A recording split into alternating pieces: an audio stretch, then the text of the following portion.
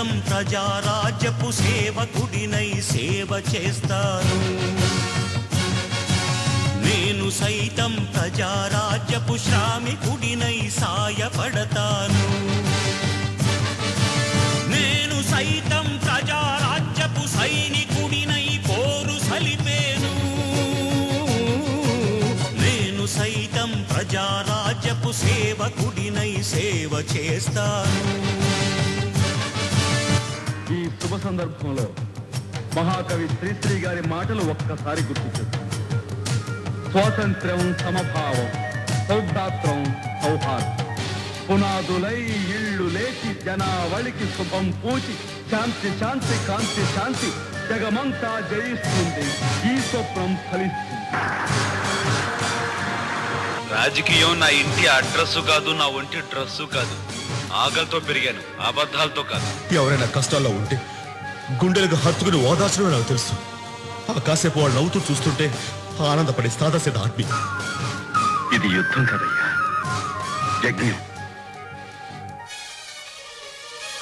ప్రభుత్వంతో పరిచయించుకోవటం మన హక్కు. ఆ హక్కును లంచంతో కొనొద్దు. నీడ కోరిన పేదవాడికి గూడునే చూపించగా, తోడు కోరు అనాథ వాళ్ళకి అండనే అందించగా, నీరు కోరిన మూగనేలకి ఏరునే పంపించగా, తారలంటిన ధరల మంటల వేడినే చల్లార్చగా, దశాబ్దాలుగా వెలుగు చూడని దీన ప్రాణుల కళ్ళలో వెయ్యి సూర్యుల కాంతితో చిరునవ్వులే వెలిగించగా. నాయకుడెప్పుడు కులంలోంచి పుట్టడు, జాతిలోంచి పుడతాడు. ఈ కండవాళ్ళు పెట్టిన తిండితో బలపడింది. ఈ గుండెవాళ్ళు పడే బాధలతో బండబారింది. నేనేదైనా నమ్మితేనే చేతలో చేస్తాను, చేతలో చేసాక మాటలో చెబుతాను, మాట చెప్పాక ఆ మాట కోసం నిలబడ. ఒక్కసారి విశ్వకవి రవీంద్రనాథ్ ఠాగూర్ మాటలు గుర్తు చేసుకోండి.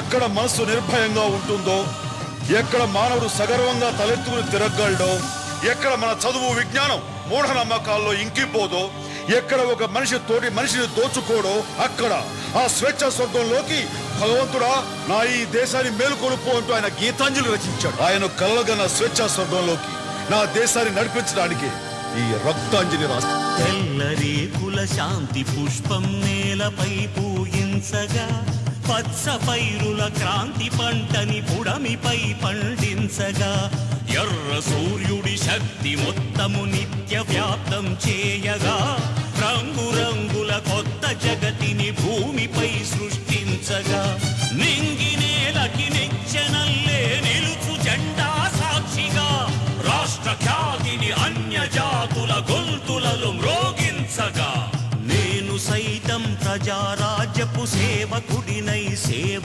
చేస్తాను. నేను సైతం ప్రజారాజ్యపు శ్రామికుడినై సాయపడతాను. నేను సైతం ప్రజారాజ్యపు సైనికుడినై పోరు సలిపేను.